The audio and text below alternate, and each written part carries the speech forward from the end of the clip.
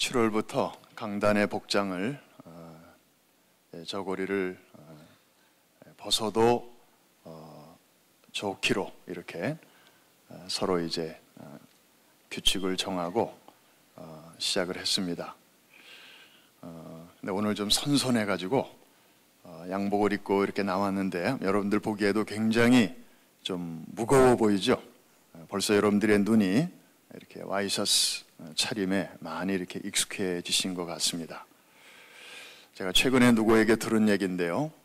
어느 선교사님이 교회도 없는 아프리카 저 밀림 지역으로 선교사로 가셨답니다. 어느 날 추장한테 연락이 왔어요.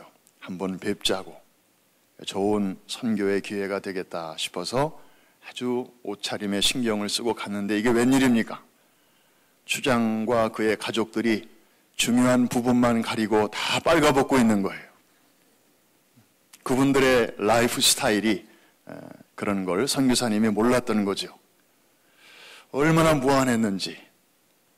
그 다음번에 이제 선교사님이 다시 초청을 받아 갔는데 지난번에 경험이 있기 때문에 이번에는 자기가 옷을 다 벗고 그분들과 이렇게 인카네이션을 해야 되니까 중요한 부분만 가리고 갔는데 이게 웬일입니까? 이번에는 추장과 그의 가족들이 다 옷을 입고 앉아 있는 거예요. 우리 선교사님을 배려했기 때문이죠. 저는 그 얘기를 들으면서 처음에는 막 웃음이 나왔어요. 그런데 그 다음에는 마음이 이렇게 따뜻해지더라고요. 서로를 배려하는 그런 마음이 있으면 우리 주변이 더욱더 이렇게 환해질 수 있겠다. 그런 의미에서 저도 옷을 좀 벗겠습니다.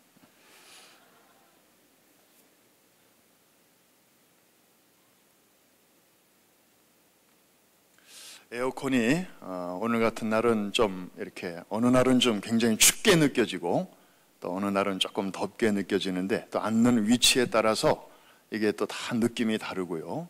그래서 더워서 조금 올리면 어떤 분들이 쪼르르 올라와서 너무 춥다 그러고 또 좀 이렇게 내리면 어떤 분이 올라와서 좀 덥다 그러고 사실은 저 위에서 일하시는 분들이 상당히 애로가 많습니다.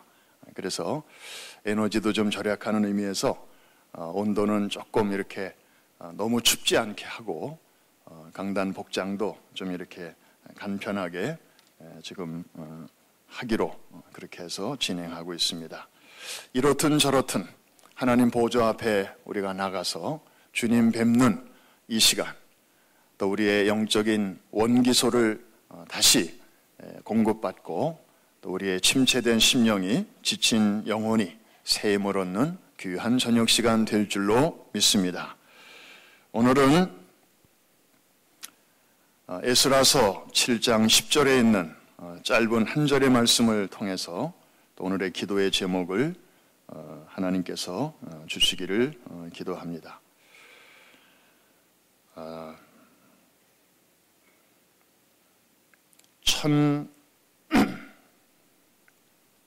1889년에 역사를 바꿔놓는 두 아이가 출생합니다.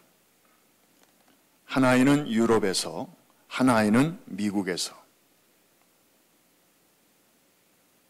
사촌간인 오스트리아 사람 부부 사이에서 한 아이가 출생합니다.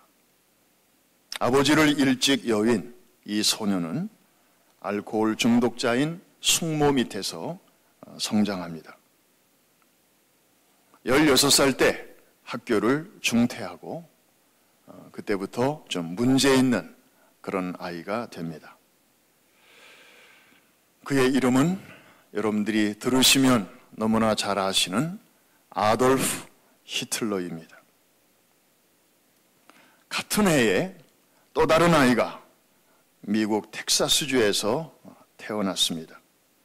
이 아이는 앞에 그 아이와는 달리 부모의 사랑과 관심을 듬뿍 받으면서 이렇게 자라났습니다. 장성에서 웨스트포인트 사관학교에 입학을 합니다. 그리고 훌륭한 사성 장군이 되었는데 그의 이름은 드와이트 아이젠하워입니다. 그런데 멀리서 서로 알지도 못한 채 태어났던 두 아이는 만나게 되는데 바로 제2차 세계대전 때입니다. 한 사람은 분노의 도끼를 발산을 해서 수많은 유대인들을 학살하고 수백만의 젊은이들을 전쟁터로 내몰고 그래서 그 아까운 생명을 죽게 한 장본인이 되었고요. 다른 한 사람은 그에 맞서서 자유와 평화와 그리고 세계의 질서를 위해서 싸웁니다. 두 사람의 최후도 너무나 대조적입니다. 히틀러는 56세 때 대피소에서 스스로 목숨을 끊습니다. 그 소식을 듣고 전 세계의 많은 사람들이 애도한 것이 아니고 그의 죽음을 기뻐했습니다. 한편 아이젠하워 장군이 눈을 감을 때에는 온 세계가 애도를 표했습니다. 도대체 무엇이 이 두 사람을 이렇게 상반된 삶으로 이끌었을까요? 많은 이제 원인 분석이 가능하겠지만 그 중에서도 많은 분들이 공감하는 것은 부모의 영향, 그 중에서도 어머니의 영향이 이렇게 서로 다른 인생을 만들었다. 어머니의 사랑을 듬뿍 받으면서 성장한 사람과 그렇지 못하고 성장한 사람 사이의 차이라고 전문가들은 입을 모으고 있습니다. 사실 히틀러는 부모가 일찍 돌아가셨기 때문에 숙모 밑에서 그렇게 컸습니다. 그냥 최소한의 사랑, 형식적인 의무적인 사랑을 받으면서 자란 것이죠.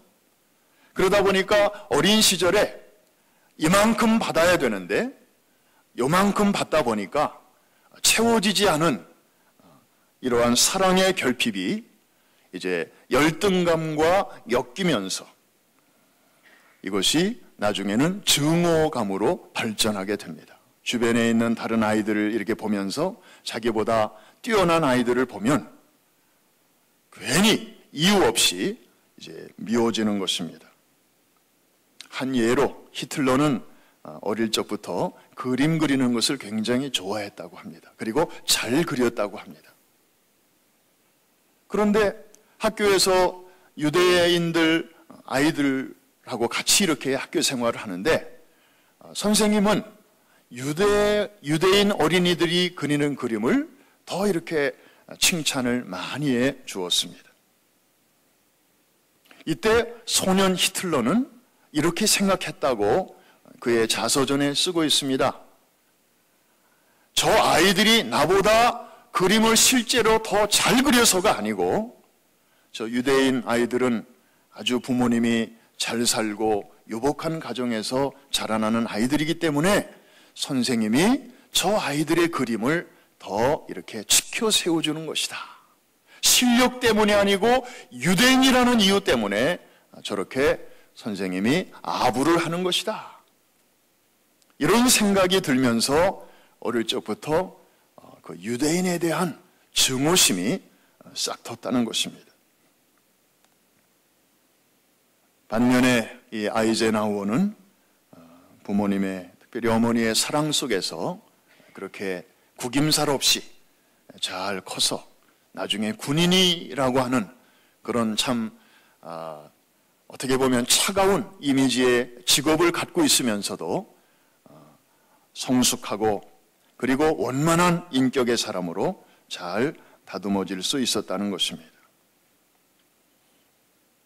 이 어릴 적에 누군가의 영향, 이것이 이 아이가 커서 이렇게 이 아이의 영향력이 커지면 커질수록에 더 많은 사람들에게 긍정적이든 부정적이든 큰 임팩트를 끼칠 수 있다. 이것을 우리는 전문 용어로 나비 효과라는 말을 우리 프라미스 교회 성도님들은 많이 들었습니다. 이 버터플라이 이펙트, 다시 한번 정리한다면 남미 브라질의 아마존 정글에 사는 한 커다란 호랑나비 한 마리가 이렇게 날갯짓을 하면 이것이 아주 작은 몸짓이지만 이 파동 에너지가 다른 형태로 계속 바뀌고 또 다른 에너지들과 결합하면서 지구 반대편 저 북미의 텍사스 주에서는 허리케인의 원인이 될 수 있다. 이제 이런 기상학적인 가설이 이 나비 효과라고 하는 것이죠. 그래서 이것이 오늘날 이 심리학에도 이렇게 적용이 되고 또 이 아이들의 발달 이론에도 이것이 이렇게 들어와서 어릴 적에 우리가 받은 어떤 자극, 그런 경험이 그 아이가 컸을 때에 어마어마한 그런 행동으로 나타날 수 있다라는 것입니다. 여러분, 그냥 믿음을 얘기하지 않고 굳이 하나님의 개입을 끌어들이지 않고라도 일반 학자들이 이 나비 효과라고 하는 것을 이야기한다면 거기에 하나님의 도우시는 손길이 거기에 개입이 될 수 있다면 믿음 세계 안에서의 나비 효과 어마어마하게 될 줄로 믿습니다. 저는 그거 생각하면 정말 우리 앞에 우리가 감당해야 할 일이 어마어마해서 정말 기가 딱 막히고 그런 가운데서도 뭔가 이렇게 희망의 한 빗줄기가 딱 비치는 것 같아요. 이 신앙 세계 안에 나비 효과가 분명히 있다. 여러분도 믿습니까? 사실 414 윈도우만 해도 이거 전 세계를 상대로 하는 일인데 그렇게 하기에는 한 단일 교회가 이것을 시작하기에는 너무나 이건 말이 안 되는 그런 일이지 않습니까? 그리고 그 교회 안에 있는 나라고 하는 존재가 이 거대한 세계적인 사역, 과연 나라고 하는 존재는 요만한데 나는 내 옆집에 사는 사람에게도 무슨 영향력을 미치는 사람이 아닌데 나 같은 사람이 우리 집이 뭘, 우리 교회가 뭘 할 수 있겠는가? 사실 인간적으로 생각하면 그런 생각이 들 때가 있고 그런 생각이 들다 보면 뭔가 열심히 해보려고 하다가도 손에 쥔 망치와 삽을 놓고 싶을 때가 많아요. 무슨 의미가 있겠나? 계란으로 바위치기보다도 그것만도 못한 그런 몸짓이 아니겠나? 그런데요, 하나님이 하시는 일은 참 오묘하지요. 역사적인 신뢰를 하나 여러분들에게 소개합니다. 아마 전에 우리 기도학교, 특별히 중보기도 학교를 하면서 한두 번 소개를 한 스토리입니다만은 이건 변할 수 없는 역사적인 팩트로 지금도 남아있고 특별히 우리가 살고 있는 이 뉴욕에서 일어난 일이기 때문에 이것은 다시 한번 소개해도 괜찮을 것 같아서 오늘 저녁에 함께 나눕니다. 1857년이니까 지금으로부터 꽤 오래전 일입니다. 157년 전에 1857년에 맨하탄 다운타운에 한 여러분과 같이 평범한 크리스천 비즈니스맨이 한 분 살고 있었습니다. 이분은 어려서부터 예수를 믿은 사람은 아니었고 커서 성인이었을 때 찰스 피니가 설교하던 브로드웨이의 한 교회당에서 그 집회에 참석했다가 마음이 뜨거워져서 주님을 영접하고 이제 회심을 경험한 그런 사람이었습니다. 근데 어느 날 이분의 마음속에 이런 생각이, 괜찮은 생각이 들어왔어요. 뭐냐면, 야, 이 뉴욕이라는 도시가 정말 세계의 중심지 아닌가. 여기서 비즈니스를 하는 사람들은 또 세계적인 사람들이 아닌가. 이런 사람들이, 크리스찬들이 한 주간의 중심이 되는 수요일쯤에 한번 점심시간에 이렇게 모여서 30분이라도 하나님 앞에 같이 이 도시를 위해서, 또 하나님 기뻐하시는 일을 위해서 이렇게 점심 먹고 그 다음에 한 30분 기도하는 시간을 가지면 하나님이 위에서 이렇게 내려다보시고 얼마나 기특하게 생각하시겠나.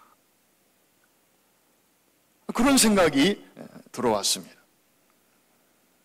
그래서 이 맨하탄 그 다운타운에 허름한 교회당 하나를 빌려가지고 이제 매주 수요일 날 정오에 기억하기 좋게 12시에 만나요. 이렇게 전단을 만들어 가지고 이제 거리에서 만나는 사람들에게 이렇게 뿌리기 시작했습니다. 그 당시 이분의 나이는 46세, 젊은 청년이 아니었습니다. 뭔가를 이렇게 의욕적으로 해볼 만한 그런 나이를 훨씬 지난 뭔가 새로운 시도를 해보기에는 too old, 그런 나이였지만 하나님께서 이런 꿈을 주시니까 그의 나이가 그것을 막지를 못했던 것 같아요. 이분의 이름은 제레마야 람피에르라고 하는 그런 분이었습니다. 드디어 이제 첫 기도의 날이 되었습니다. 이분은 설레는 마음으로 이제 그 장소에 가지 않았겠어요? 전단지를 많이 뿌렸으니까, 그리고 하나님이 너무나 기뻐하시는 일이니까 하나님이 또 도와주시고 역사해 주셔서 뜻있는 분들이 많이 모일 것으로 기대하고, 그리고 이제 갔어요. 시간이 됐는데도 자기 외에는 아무도 문을 열고 들어오는 사람이 없었어요. 30분이 지났어요. 혼자 기도했어요. 누군가를 기다리면서 1시간이 지났어요. 아무도 노크하는 사람이 없었어요. 결국에는 첫날 1시간 반 동안 이분은 한편으로는 기다리면서 한편으로는 오지 않는 사람들의 목까지 하나님 앞에 대신 다 기도하는 마음으로 이렇게 기도의 양을 채우고 나왔습니다. 그런데 나올 때쯤 되니까 한 6명이 들어오더래요. 그러니까 아마 좀 오고는 싶었는데 시간이 안 맞아서 그랬는지, 그래도 이분이 너무 실망하지 않도록 하나님께서 이렇게 좀 격려의 사인을 주신 것 같아요. 사람들이 모르고 있지는 않구나. 아는 사람들이 이렇게 있기는 있구나. 그래서 아주 그냥 하마터면 크게 실망할 뻔했다가 그 다음 주에 희망을 갖게 됐어요. 그 다음 주 수요일 날 20명이 참석을 했습니다. 할렐루야. 여러분, 이분의 심정이 한번 돼보세요. 이분의 신발을 한번 신어보세요. 그 기쁨이 얼마나 컸겠습니까? 그리고 몇 주 후에는 40명이 참석했습니다. 그런데 이 기도 모임에 참석해본 사람들은 아마 그 당시 이렇게 주중에 낮에 비즈니스맨들이 모여서 하는 기도회는 아마 그렇게 많지 않았던 모양이죠. 참석해 보니까 너무 아주 프레시하고 마치 사막의 오아시스를 만난 것처럼 다들 이렇게 느낌이 좋았는가 봐요. 그래서 고정적인 멤버들이 이제 무슨 의견을 제시하는가 하면은 이거 일주일에 한 번 하지 말고 그냥 매일 합시다. 매일 합시다. 그래서 이 정오 기도회가 every Wednesday에서 every day로 이렇게 바뀌게 되었습니다. 일주일 후에 입소문이 퍼지고 퍼지면서 100명이 넘는 사람들이 참석을 했고요. 그리고 그때부터는 불신자들도 이제 이렇게 끼어서 그 모임에 참석을 하기 시작했습니다. 그런데요, 그 불신자가 처음 온 날 성령께서 얼마나 강하게 역사를 하는지 자신들이 죄인임을 그 자리에서 깨닫게 하시고 고백하게 하시고, 그러면서 유일한 구주 되시는 예수 그리스도를 영접하는 이런 놀라운 구원의 사건들이 이 기도의 모임을 통해서 일어나기 시작했습니다. 여러분, 제가 처음에 말씀드렸죠? 이런 놀라운 일은 어떤 신학교를 졸업한 아주 카리스마가 넘치는 그런 전문적인 설교가나 무슨 목회자에 의해서 일어난 게 아니었습니다. 여러분과 똑같은 평범한 평신도에 의해서 시작된 그런 운동이었습니다. 그래서 기도회의 순서도 무슨 다 같이 묵도하심으로 기도회를 시작하겠습니다, 찬송가 몇 장 부르시고 누구 나와서 대표 기도해 주시고, 이런 어떤 틀에 박힌 그런 형식이 아니었고, 시간이 되면 찬송 같이 부르고, 그 다음에 이제 한 분이 대표로 감사 기도를 드렸다고 해요. 무슨 해주십시오, 저렇게 해주십시오, 이런 기도보다는 그냥 지난 한 주간 동안에 있었던 일에 대한 감사, 그리고 이렇게 모일 수 있게 해주신 은혜에 대한 감사의 기도를 드렸고, 그 기도가 끝난 다음에 이제 다른 사람들이 누구든지 자유롭게 돌아가면서 간단하고 구체적인 기도를 드렸습니다. 그러면 어느 한 사람이 기도하면 다른 사람들은 그 기도를 계속 경청하고 있다가 마음에 공감이 되는 그런 대목에서는 계속해서 아멘, 아멘 이렇게 같이 응답을 해주었습니다. 돌아가면서 기도하되 한 개인이 5분 이상을 넘어가지 않았다고 합니다. 그런데요, 놀라운 사실은 그런 평신도들 중심으로 이루어지는 기도 모임인데 그 안에서 기도의 응답이 얼마나 많이 간증되고 고백됐는지 모릅니다. 어떤 거는 그냥 그날로 이루어지는 제목들도 많았고요, 어떤 거는 며칠 후에, 그래서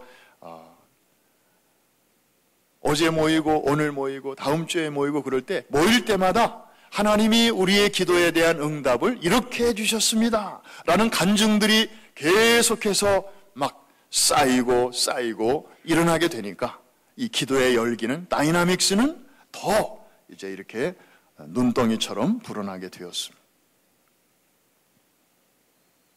놀라운 일이 그 다음에 벌어지게 되는데요, 목회자들이 이 기도 모임에 참여하기 시작했습니다.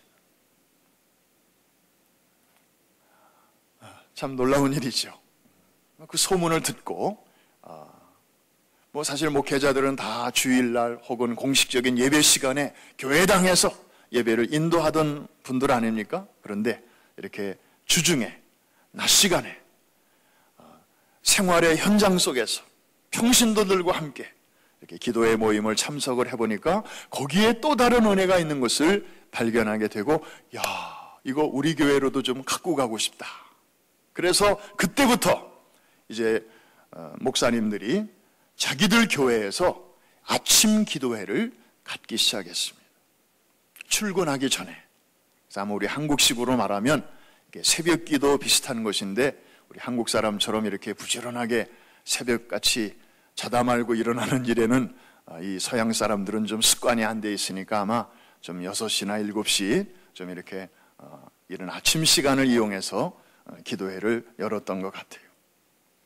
그러면서 이게 또 목사님들은 정보가 빠르잖아요.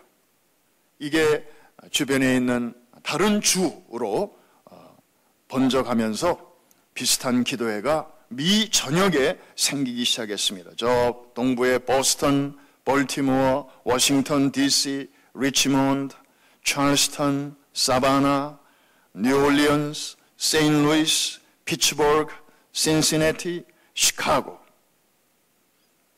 이 동부에서 시작된 이 기도의 열기가 이제 저 중부까지 이렇게 번져나가게 되었습니다. 6개월이 지날 즈음에는 뉴욕시티에서만 이 매일 기도에 참석하는 사람이 6,000명 이상이 되었습니다.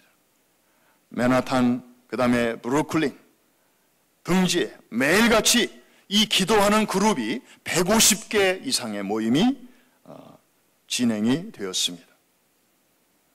그래서 이런 기도의 부흥이 2년 동안 계속 지속이 되었다고 합니다. 놀라운 사실은 이 기도회를 통해서 매주 평균 10,000명씩 넌 크리스찬들이 크리스찬으로 회심하는 이러한 전도의 열매들이 일어나게 되었습니다. 할렐루야. 그 당시 미국 인구가 160년 전에 미국 인구가 약 3천만 명이었다고 합니다. 그 중에 이 기도회 모임을 통하여 주님을 영접한 이들의 숫자가 약 200만에 육박했다고 합니다. 3천만 명 중에서 200만 명. 참 어마어마한 그런 숫자죠. 참 우리가 살고 있는 뉴욕이 한때는 이렇게 거룩한 성령의 기운이 저 맨하탄을 뒤덮고 있었던 때가 있었다네요. 여러분 그거 아세요? 지금 맨하탄 보면은 그냥 숨이 탁탁 막히죠? 인간이 쌓아놓은 저 거대한 문명, 정말 이 쇠조각들을 타닥타닥타닥 붙여놓은 것처럼 건물의 마천루들이 하늘을 찌를 듯하고, 정말 지금도 495를 통해서 맨하탄을 가다 보면 저 스카이라인이 보이는데 제일 먼저 눈에 들어오는 게 엠파이어 스테이트 빌딩이 495에서는 제일 먼저 보이죠. 그 다음에는 크라이슬러 빌딩, 고기 비늘처럼 이렇게 지붕이 되어 있는 그 건물이 또 들어오고, 더 왼쪽으로는 가장 최근에 가장 높은 건물로 또 세워진 뭐예요? 거시기, 하여튼 그 쌍둥이 빌딩 자리에 외롭게 고독하게 고고하게 지금은 홀로 서 있는 프리덤 타워, 그 건물이 또 보란듯이 전 세계를 향해서 그 위용을 뽐내고 있습니다. 어마어마한 땅값, 어마어마한 돈의 위력. 그런데 바로 그 중심지에서 이렇게 놀라운 성령의 영적인 분위기가 그 맨하탄 전체를, 뉴욕시티를 감싸고 있었던 때가 바로 157년 전에 있었습니다. 웨슬리 듀웰이라고 하는 사람이 쓴 세계를 뒤바꾼 부흥의 불길이라는 책에 보면 그 당시에 이런 일이 있었다고 합니다. 당시 뉴욕 항구에 도착하는 배들이 멀리서 이제 뉴욕이 이렇게 보이는데요, 뉴욕 상공에 아주 신비로운 구름이 떠 있는 것을 종종 목격했다고 합니다. 그냥 보통 구름이 아니고 뭔가 아주 예사스럽지 않은 그런 구름, 여러분도 가끔 목격할 때가 있잖아요. 그래서 어떤 분들은 셔터를 이렇게 눌러대고 하는데, 혹은 뭐 구름 사이로 어떤 아주 유난히 찬란한 햇살이 쫙 비친다든지. 그런데 그런 차원이 아니고 아주 마치 하나님의 임재를 나타내는 그런 구름이 뉴욕시 상공에만 이렇게 떠 있는 그런 모습을 종종 목격했다고 합니다. 그리고 100마일 바깥에서 이제 뉴욕을 향해서 배가 이렇게 오다가 무언가 숙연하고 뭔가 말로 표현하기 어려운 거룩한 분위기를 이 배에 탄 선원들이 느낄 수 있었다고 합니다. 한 배는 도착하기도 전에 배 위에서 부흥회가 시작이 되었고요. 그러면서 자신들이 죄인임을 깨닫고 통에 자복하면서 그 갑판에 무릎을 꿇고 기도하는 그런 역사가 나타나기도 했습니다. 항구에 도착할 때쯤 돼서는 그 배의 선장이 급히 연락을 해서 우리 배에 목사님을 좀 보내주십시오. 여기 세례받아야 할 사람들이 많이 있습니다. 빨리 목사님을 좀 보내주십시오. 이런 신호를 보내오기도 했고요. 또 어떤 작은 상소는 배가 항구에 도착하기 160마일 바깥에서 이미 전 승무원이 회심을 경험했다고 합니다. 항구에 도착하는 배마다 이와 비슷한 그런 이야기들을 하였다는 것입니다. 여러분, 이거 전혀 실감이 안 날 수도 있습니다. 그런데요, 이런 얘기 종종 듣습니다. 우리 에클레시아 매번 하잖아요. 에클레시아에 물론 가시는 분들은 아주 이렇게 마음의 준비를 단단히 하고 가시는 분도 있지만, 어떤 분들은 정말 떠밀려서 자기는 전혀 가고 싶지 않은데 그냥 마지못해 끌려가는, 도살장으로 끌려가는 그런 짐승처럼 그렇게 갔다가 또 은혜 받고 오는 분들도 많이 계세요. 그런데 마음의 준비를 단단히 하는 분들이 나중에 이런 고백들을 종종 하는 것을 듣는데요, 버스를 타고 수련의 장소로 딱 들어가면서 그 차에서 내리면서부터 저들의 마음이 이상해졌다는 거예요. 전에는 느끼지 못했던 이상한 그런 기운을 자기들이 느꼈다는 거예요. 뭔가 어머니의 품에 안기는 것 같기도 하고, 정말 지금까지 맛보지 못했던 어떤 푸근한 누군가의 팔 안에 내가 들어가는 것 같고, 그래서 자기도 모르게 울음이 터지고요. 아직 에클레시아 수련회 시작도 안 했습니다. 시자도 아직 안 썼습니다. 그냥 차에서 그냥 내린 겁니다. 짐도 아직 안 풀었습니다. 그런데 그런 일들이, 그런 고백들이, 그런 간증들이 매기 한두 번씩 이렇게 있는 것을 보게 됩니다. 다 어떤 면에서는 이렇게 통하는 이야기가 아니겠습니까? 본인이 기도로 많이 준비를 했고, 또 아마 그분을 위해서 누군가가 중보의 기도를 많이 했을 때 그런 놀라운 역사가 나타나는 것입니다. 동일한 일이 우리 교회 안에서도 매주일 일어날 수 있습니다. 우리 교회 예배드리기 위해서 정문을 들어서면서 어떤 분의 마음속에 형언할 수 없는 그런 특별한 마음의 감동이 있을 수 있습니다. 특별히 오래간만에, 그동안 주님을 멀리 떠났다가 오래간만에 성전을 찾는 이들, 정말 자기도 모르게 마음속에서부터 큰 감동의 파문이 일면서 정말 내가 와야 할 자리를 이제 왔구나, 주님 제가 왔습니다.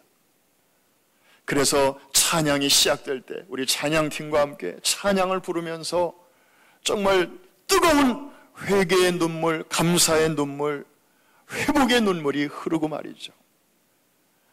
목사님의 설교 말씀을 이미 듣기도 전인데 그냥 은혜의 물결이 우리의 마음을 감싸는 것입니다. 비단 꼭 오래간만에 교회 나온 사람에게 뿐이겠습니까? 매주일 그냥 내 집처럼 드나드는 분일지라도 어떤 때는 그냥 기계적으로 아무런 감동 없이 왔다가 가고, 오늘도 그냥 점 찍었구나, 출석부에 출석표 도장 받듯이 하나님 저 왔다 갑니다. 그런데 어느 날은 아주 상서로운 그런 느낌이 우리의 마음을 감싸면서 정말 전에는 경험해보지 못했던 그런 영적인 감동에 우리가 사로잡힐 수가 있는 것인데, 이 모든 일들은 성령께서 하시는 일인 줄로 믿습니다.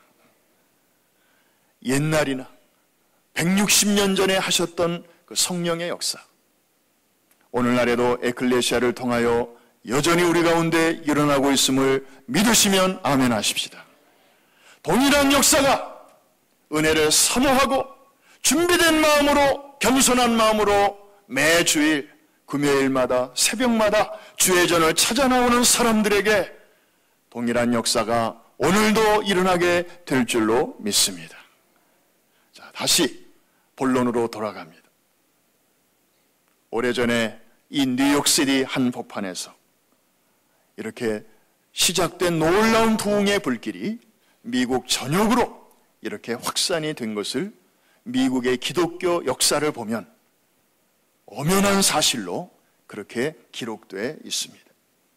그런데 이 거대한 불길은 놀랍게도 어느 한 교회를 중심으로 시작된 게 아니고 어느 신학생들의 모임으로 시작된 것도 아니고 어느 특별한 사람들의 합심 기도로 시작된 게 아니고 알고 보니까 제레마이아 람피엘이라고 하는 40대 중반에 나중에 늦게서야 예수 믿은 한 평범한 이 맨하탄 로워 타운에서 비즈니스하는 한 사람의 그 비전과 그의 결심 그리고 그의 액션을 통해서 이렇게 시작이 된 것입니다. 사랑하는 성도 여러분, 오래전에 하나님께서 이와 같은 일을 행하신 일을 오늘 본문 에스라서 7장을 보면 자세하게 나와 있습니다. 사실 이 내용은 우리가 다 좀 읽어봐야 되는데 그럴 필요가 없는 것이 우리가 2년 전에 바로 7월이죠.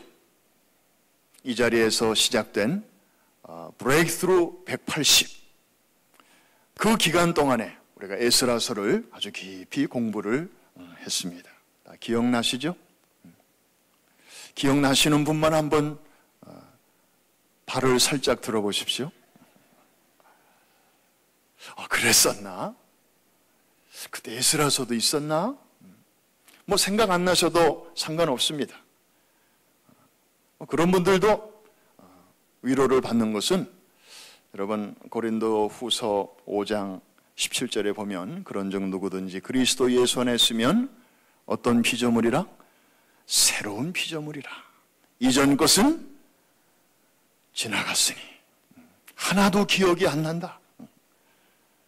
뭐 다 잊어버리신 분들도 다 성경적으로 사시는 분들이니까 위로 받으시기를 바랍니다. 그러나 지금까지도 기억나시는 분들이 있다면 그때 받은 은혜가 너무 강렬해서 지금도 마치 우리 어머니들이 아이 낳을 때 참 얼마나 힘들어요.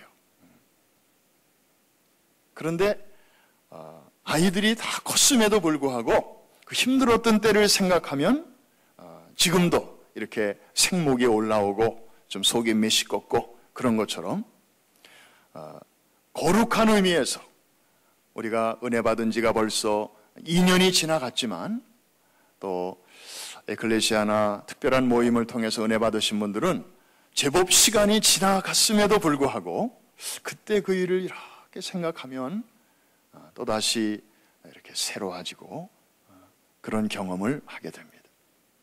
제가 아틀란타에서 목회할 때 한 성도님은 이 에클레시아를 통해서 은혜를 받았어요. 이 남자분들은 잘 눈물이 없어요, 사실. 부모님이 돌아가셔도 사실 눈물 잘 안 나옵니다. 속으로 울죠. 남자들의 마음속에는 다 이게 강이 하나씩 흐르는 것 같아요. 소리 없는 강. 눈물이 없는 건 아닌데 겉으로 나타나질 않아요. 사실 속으로 다 흘러요. 그런데 이분이 은혜를 받으니까 이게 그냥 뚜껑이 열리면서 이 눈물샘이 열리면서 그냥 눈물, 콧물, 땀물 입고 있는 티셔츠가 흠뻑 젖을 정도로 기도하면서 은혜를 많이 받았습니다. 집으로 돌아왔습니다. 그리고 행여나 이 은혜를 또 쉽게 잊어버릴까 봐 이분이 나름대로 결심을 했는데 그때 입었던 티셔츠를요 빨래통에 집어넣는 게 아니고 가보로 보관하는 거예요. 지금까지도.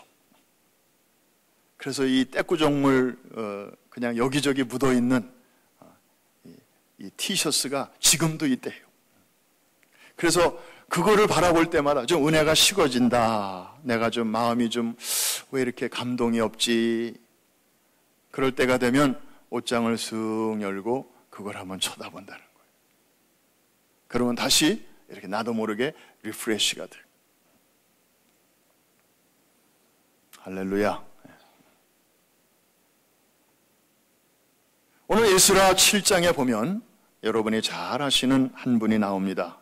에스라죠. 지금 상황은 이스라엘 백성들이 포로 생활에서 돌아온 지 오래됐고 드디어 온 민족의 오래된 수건인 이스라엘 성전까지 무너졌던 터에 드디어 감격스러운 성전을 세웠습니다. 모든 것이 이제 원상복귀되는 것처럼 보였습니다.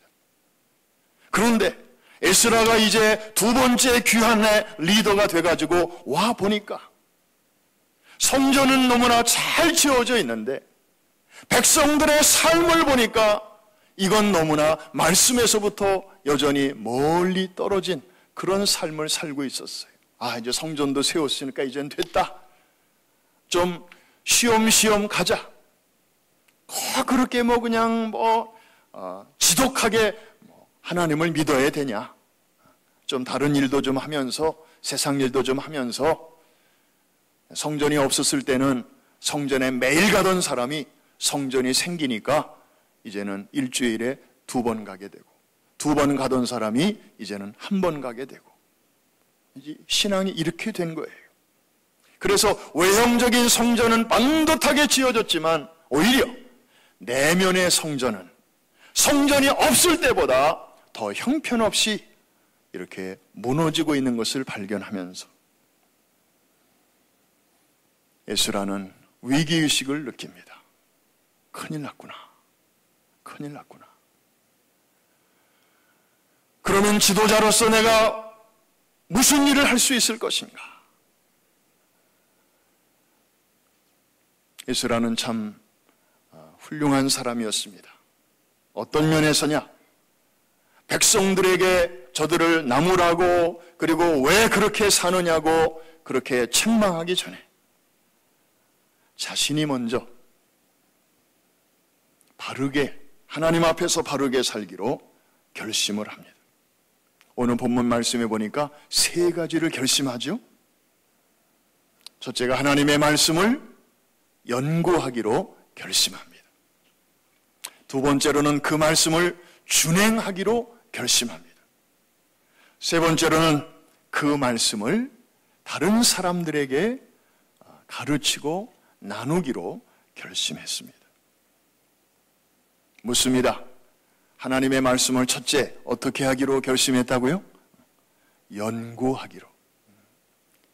이 연구한다, 이 따라쉬라는 히브리어는 아주 주의 깊게 정독하고 거기에 담겨져 있는 의미를 위에서 보고 옆에서 보고 밑에서 보고 그래서 그 의미를 아주 두루두루 잘 살펴서 충실하게 그 의미를 끄집어낸다는 그런 의미입니다. 그냥 어느 한쪽에서만 보고 지나가는 그런 얄팍한 리딩이 아니고 아주 충실한 묵상을 포함하는 그런 단어입니다. 사실 에스라는 학사였습니다. 오늘날로 말하면 바이블 티처였고 그리고 아주 이 성경에 관한 그 당시에 타의 추종을 불허하는 전문가였습니다. 굳이 인터넷을 서치하지 않아도 어떤 단어의 의미, 이 규절의 이 난해한 규절의 의미가 뭐냐고 누가 물으면 이분은 성경을 펼치지 않아도 그거요, 그거 이런 뜻입니다 라고 대답을 할 수 있을 정도의 성경 박사였습니다. 그런데 그가 한 첫 번째 결심은 뭐냐면은 성경을 연구하기로 결심합니다. 놀랍지 않습니까? 이미 전문가인데 그 타이틀을 계급장을 내려놓고 하나님 앞에서 마치 이제 신앙생활을 처음 시작하는 사람처럼 겸손한 마음으로 이미 알고 있는 그런 메시지를 확인하는 리딩이 아니고 하나님께서 동일한 본문을 통하여 오늘 나에게 새롭게 주시는 의미가 무엇일까를 겸손하게 기다리는 마음으로 그렇게 성경으로 다시 돌아갔다는 것입니다. Back to the Bible. 저는 설교자의 한 사람으로서 이 구절을 읽을 때마다 얼마나 부끄러운지 모릅니다. 그리고 많은 도전을 받습니다. 두 번째로는 준행하기로 결심을 합니다. 첫 번째로 끝나면 그리고 행동으로 연결이 안 되면 그 리딩은 아직 완성된 것이 아니죠.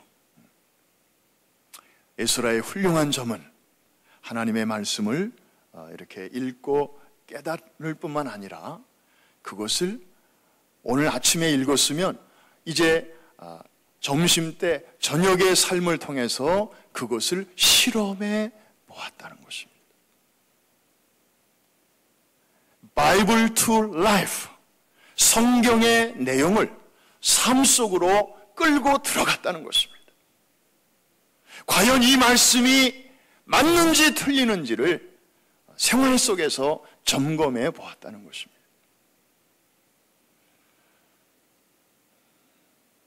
마지막 세 번째로는 그렇게 점검된, 그래서 진짜로구나, 하나님의 말씀은 1.1핵도 틀림이 없구나, 이 귀한 진리를 나만 갖고 있어야지, 내가 어떻게 이걸 깨달은 건데, 그렇게 꼭 끌어안고 있었던 게 아니고 그것을 주위에 있는 사람들에게 그 좋은 것을 나누었다는 거예요.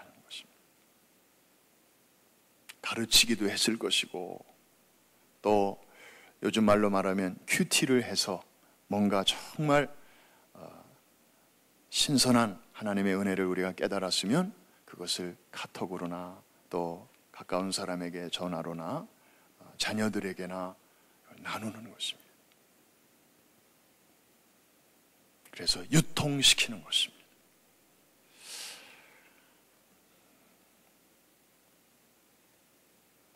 그 당시 놀라운 이스라엘 백성들의 신앙 개혁 운동이 일어났는데 그것은 여러 사람들의 집단적인 행동을 통하여 일어난 것이 결코 아니었습니다. 에스라라고 하는 한 사람의 결심으로부터 시작이 되었습니다. 에스라는 그 시대에 하나님의 거룩한 나비였습니다.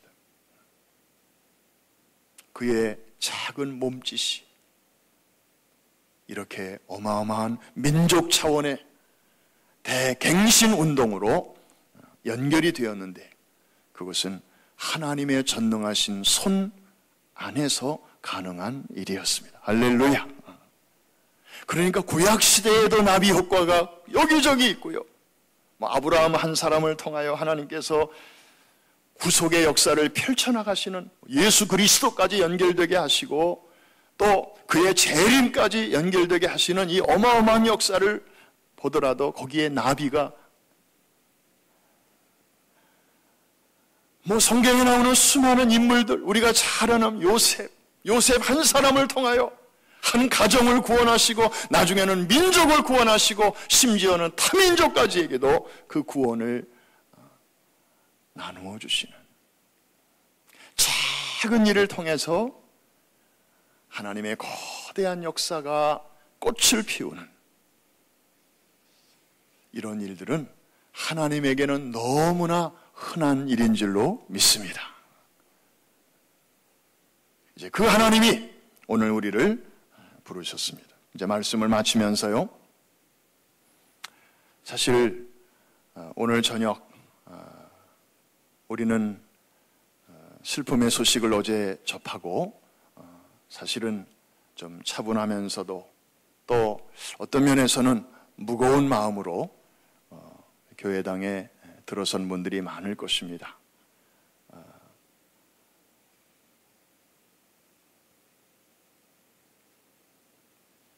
보통 사회에서 말하는 대로 지금은 상중, 그죠? 초상 기간입니다. 우리가 행동도 조심하고 말도 누가 뭐라고 하는 건 아니지만 이렇게 조심하게 되는 그런 기간이긴 합니다. 사실 오랜 세월, 우리 100년이라고 하는 거의 한 세기를 우리 곁에 계셨던 분이 이제는 그 자리에 안 계시다. 한번 생각해 보십시오. 저는 저희 어머니가 제가 19살 때 권사님이셨는데 주님이 뺏어가셨어요. 그때 제 느낌은 그랬습니다. 주님이 뺏어가셨어요. 그 상실감이 어마어마하게 컸어요.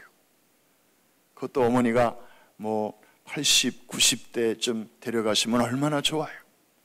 60도 안 되셨는데 그 한창 일하시는 뭐 교회가 없는 시골도 찾아가서 막 혼자서 막 전도하시고 때로는 교회도 막 개척하시고 이런 참 믿음의 대장부를 뭐가 급하셔서 저렇게 일찍 데려가시나. 저희 어머니의 죽음은 제게는 모든 사람은 죽는다. 나도 언젠가는 죽는다라는 건 알고 있었지만 우리 식구도 죽을 수 있구나 라는 것을 처음으로 실감케 해준 사건이었습니다. 시내버스를 타고 가다가도 늘 계시던 분이 지금 안 계신다. 이 지구상에 안 계신다. 그런 생각만 하면 그냥 막 슬픔에 북받쳐서 내려야 할 종점이 아직도 많았는데도 중간에서 그냥 뛰쳐내린 적이 한두 번이 아니었어요. 하얀 수건으로 얼굴을 파묻고 그렇게 흐느껴 울었던 시간들도 참 많았어요. 그런데 겨우 60년도 안 되는 그런 삶을 살다 가신 분에게서도 그런 어마어마한 허전함을 우리가 느끼는데 거의 100년, 한 세기를 사시다가 이제 어제 저녁에 주님 품에 가셨으니 그분이 다니셨던 길과 남기셨던 흔적과 또 그것이 가족들에게 주는 메모리는 얼마나 많겠습니까?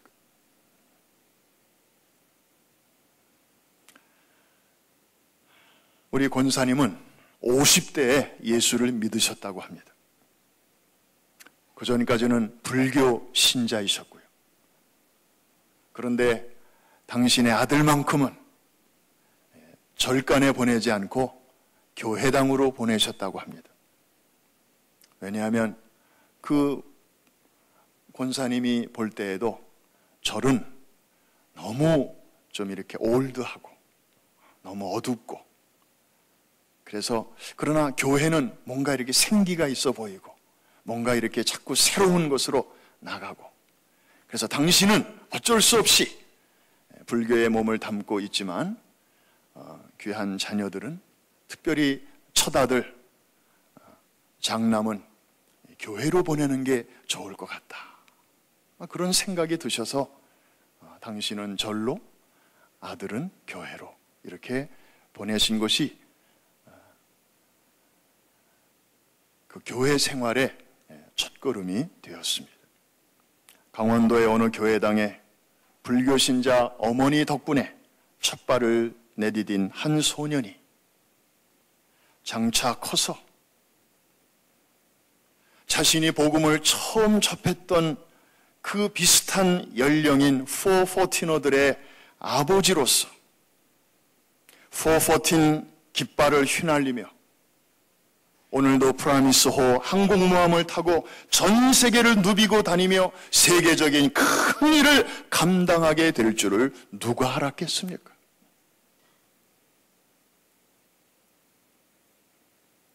아마 어머니 권사님도 그 당시에는 이런 일은 감히 꿈도 꾸지 못했을 것입니다. 그 한 어머니의 작은 날갯짓이 오늘을 가능하게 했습니다. 하나님의 능하신 손 안에서 그런 일들이 오늘도 일어나고 있는 줄로 믿습니다. 여러분에게도 일어날 수 있습니다. 오늘 밤 여러분이 오늘 이 은혜의 자리에 나와서 은혜의 통로인, 축복의 통로인 여러분의 무릎을 꿇고 참 기도할 제목들이 많을 것입니다.